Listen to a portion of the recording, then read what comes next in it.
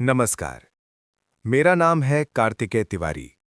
आपका स्वागत है हमारे चैनल अमित 1000 में। कहानी शुरू करने से पहले एक छोटी सी अपील। अगर आपने अब तक चैनल को सब्सक्राइब नहीं किया है तो जरूर कीजिए।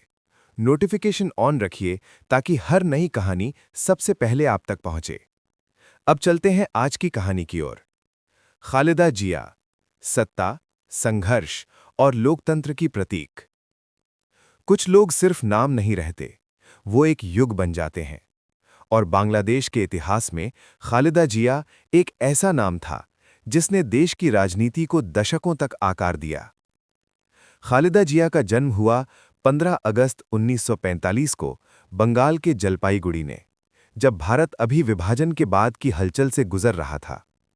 उनका असली नाम था खालिदा खानम पुतुल। एक साधारण परिवार में पली बढ़ीं, पर भविष्य में यही लड़की देश की बागडोर थामने वाली थी। 1960 में खालिदा जिया की शादी हुई बांग्लादेश के भविष्य के राष्ट्रपति जियाउर रहमान से, जो उस समय पाकिस्तानी सेना के कैप्टन थे।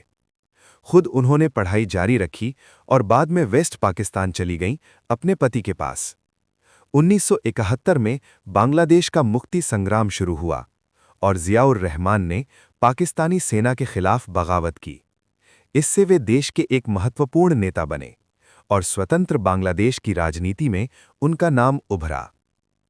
1981 में जियाउर रहमान की हत्या ने बांग्लादेश को हिला दिया। उसी क्षण खालिदा जिया पर राजनीति की राह खुल गई।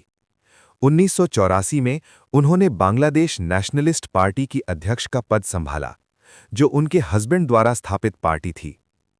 1991 में बीएनपी ने संसदीय चुनाव जीता और खालिदा जिया बनी बांग्लादेश की पहली महिला प्रधानमंत्री। वो न सिर्फ देश की पहली महिला पीएम बनी, बल्कि मुस्लिम दुनिया में उनका नाम बेनज़ीर भुट्टो के बाद दूसरी महिला प्रधानमंत्री के तौर पर दर्ज हुआ। उन्होंने सत्ता में रहते हुए लोकतंत्र की दिशा में कुछ अहम सुधार किए, जिसमें राष्ट्रपति प्रणाली से संसदीय प्रणाली की ओर बदलाव शामिल था।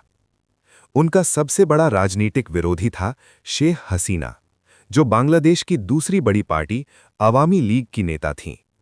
दोनों के बीच 30 से अधिक वर्षों तक कड़वी प्रतिद्वंद्विता रही, जिसे मीडिया ने भी द बैटलिंग बेगम्स कहा। 2001 के चुनाव में बीएनपी ने फिर जीत हासिल की और वे तीसरी बार प्रधानमंत्री बनी।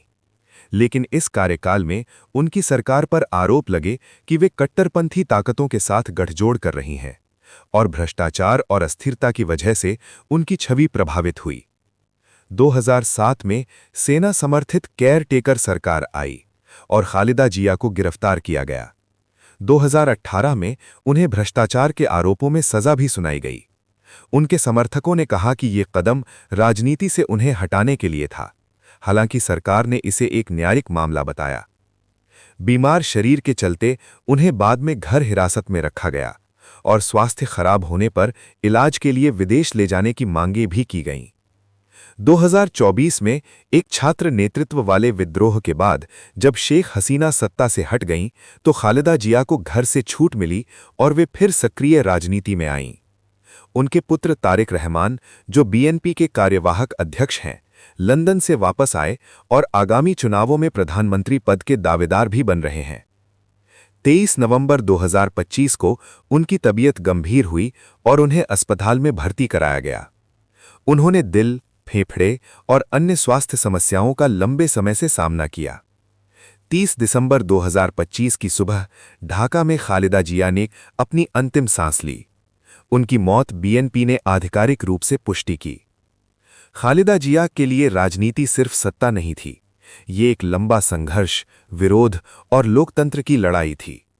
उनकी राजनीति ने देश की दिशा, सत्ता संघर्ष और लोकतंत्र के स्वरूप को दशकों तक प्रभावित किया। उनकी मौत सिर्फ एक नेता की विदाई नहीं है, ये एक राजनीतिक युग का अंत है और एक नई शुरुआत की शुरुआत।